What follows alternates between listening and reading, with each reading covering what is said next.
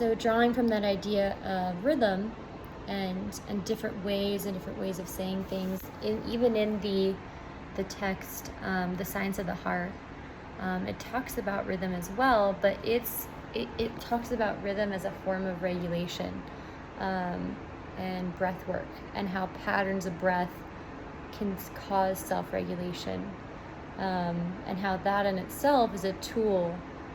And interesting though, when I'm comparing the two texts, it seems like the silence text sees positive emotion, without drawing from source, as a way of causing dysregulation as well, along with negative emotion.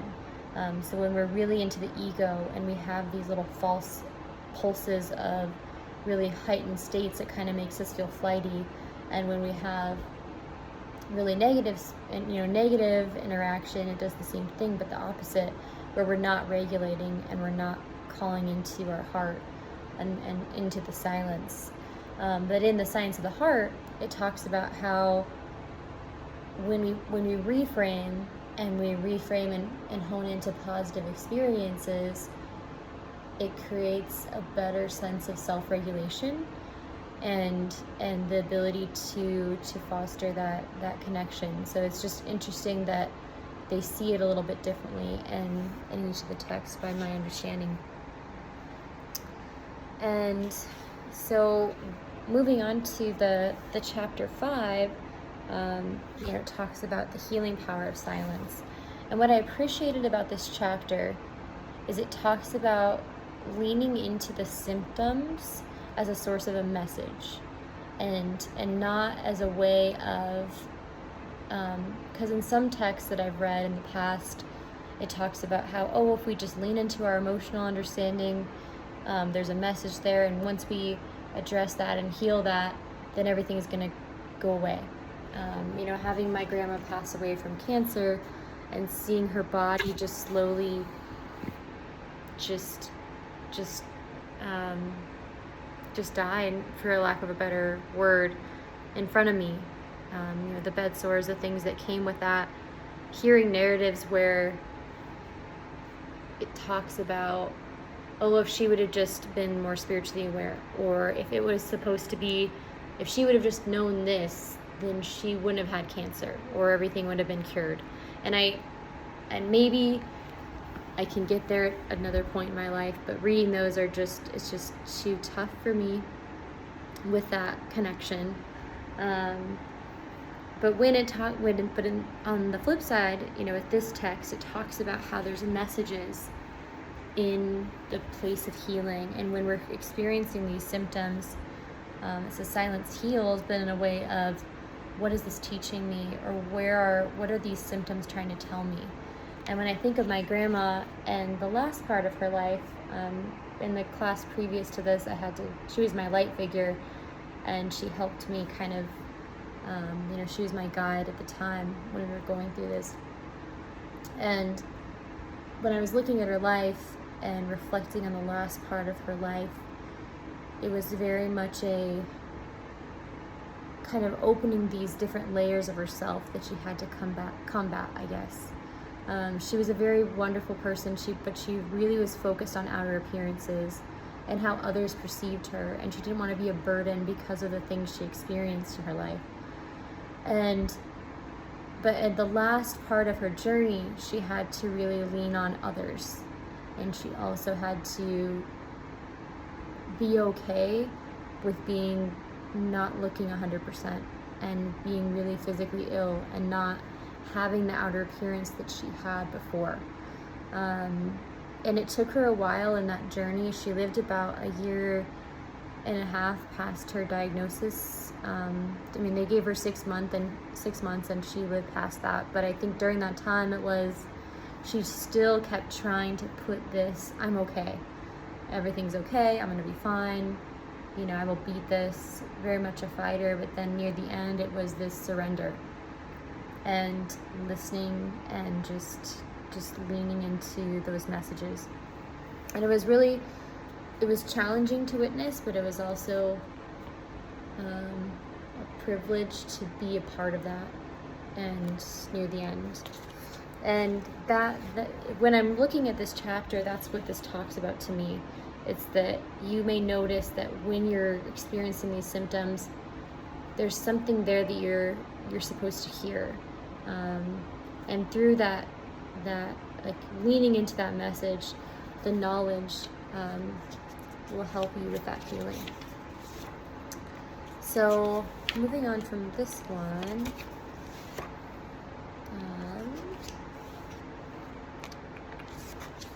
there's the chapter that says silence in daily living. So this one, it talks about this. I was a little early on this, but this is where the part about the eyelids comes in, where I talked about this earlier, but you're almost have your eyes half open, half closed, to kind of lean into that silence, to find those messages in the everyday world. And so this chapter was a lot about ego and I guess leaning away from the ego consciousness into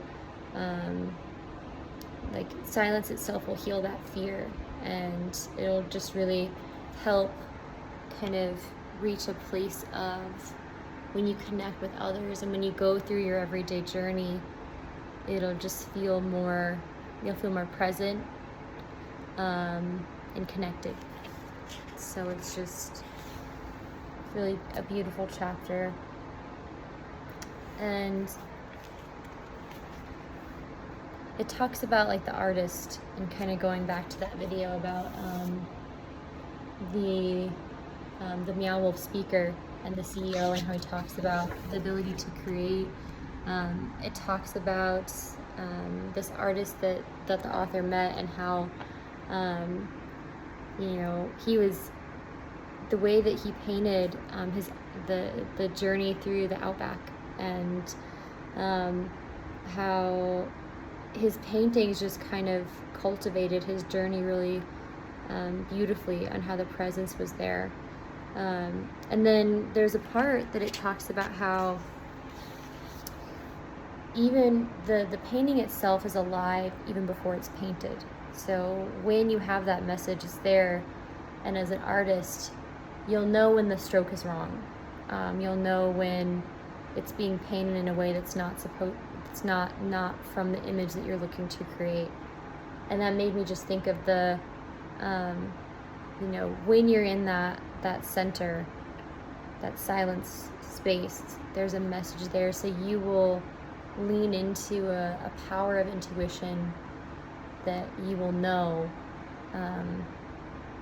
in a way that's so powerful and moving. And then when you look at that science of the heart, it talks about that as well, with this empathy and this, our ability, when we lean into the knowledge of the heart, there's that intuition, and it's there. And what is that? And then, so it's talking about when you're making a clearing for silence in chapter 7. It's really because there's so many messages that are in our life throughout the day. It's hard to separate emotional experience and the emotion of the silence. When you're in the emotion of the silence, there's this really beautiful, powerful love that comes forward, and this ability to kind of bypass those ego emotions, where it talks about how we get more reactive when we're not in that space, or there's an ability, we project more in a way that's from our own experience, instead of leaning into that. When you go into the relationship with silence, you observe your emotional reaction and what that looks like, and how to you're like more of an observer, and it's more of a powerful, it allows for you to reach that place of power which kind of draws back into the regulation techniques in a way, where seems like a way to regulate and to kind of offer a different reframe and to reach into the silence. So it's, there's just so much in this text, but I think moving on to the chapter 8, it talks about the silence of the heart. This is really kind of, it's the main focus of the silence. It's how we really truly go into just our inner self and our connection to the source, and that's where the kind of knowing lives, and we just know it's that intuition, and we get there by overcoming the guardians, things like that, but once we're there, it allows for us to speak from the heart. And there's a chapter in his text where it talks about having that space for meditation, and to not let thoughts come into play, and just really you want to be in an upright position, to not go so far into the unconscious so that you're really focused and you're stable. And then with this type of meditation, and you want to make sure it's rhythmic. The theme of rhythm comes up here, but that's how we connect to the silence, is what he's mentioning. And then for myself, trying to work on incorporating that technique and connecting to that source has been powerful, along with the meditations that we've been doing in class, and these journeys, last class, going to your finding that, that walkthrough. I remember, I'll reflect more on this in my artwork, but going through a cabin, and the symbol, like for me it was a cabin, and there was a symbol on there that was like the shape of a diamond, and just the ability of meditation to harness into creativity and to just in that imaginative state. And I think all of these together, that's really where it's getting at. It's this ability to separate and to lean into creativity as a means of healing, and to lean into silence as a means of healing. The power in the pause, and the power in alleviating distraction, to listen and to go within. And the last part of this is just really talking about prayer. That's his last prayer and meditation, kind of where I was getting into, but this ability to pray with a voice that's, oftentimes when people think of prayer, they think of, a prayer coming from more of the ego center, or I pray for money, or I pray for my car to stop being broken, or I pray for the weather to not be so hot, or whatever it is. And this type of prayer has this special form of intentionality where we're praying from the silence, and the words that come through when we pray like this, it has this rhythm, and it has this intention that of interconnection, and interconnection with the self, and what we need to know, and what the other needs that we're around. And I think with that, as a future clinician, there's so much here, and I think there'll be the ability to use these techniques to help a client with regulating. And at first, when I was reading reading the silence text, I was concerned with, okay, when you reach this place of so much interconnection, as someone that is naturally empathetic and looking at the heart the Signs of the Heart text, how do you regulate and not take on that of another? And then I was thinking about the text from Lupe when she was talking about having one foot in and almost one foot out when you're talking to someone, and it's like you're with them but you're not. And then I think it's just figuring out what techniques are going to work with each person you're with, and I think it's adapting and figuring out what each person really needs and listening with that space of self-regulation, leaning into the silence, and how to use creativity as a tool of healing. How imagination can help a client go from a place of severe depression to a place of healing, and through mediums like art and sand tray and meditation to reach a place of healing. And what that looks like is going to be different for everyone. But I see these readings and these resources as really good tools. But also, not everything is going to work for everyone. And the silence text there's a lot in there, and it's something to think about and to hone in on. But it may not be for everybody.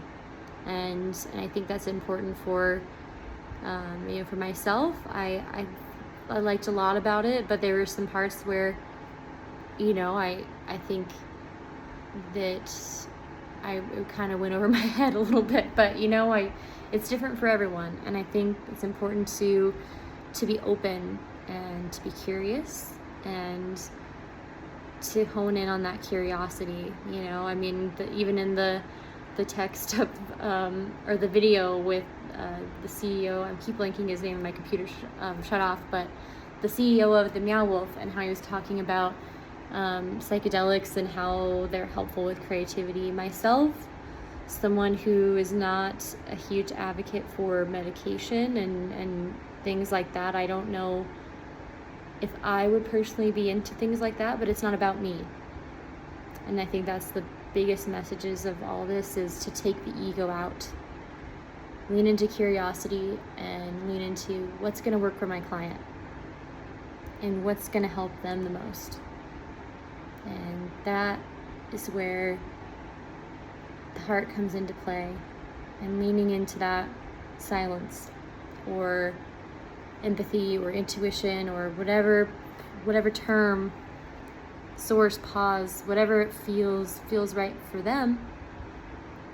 And that is where the healing will begin and continue.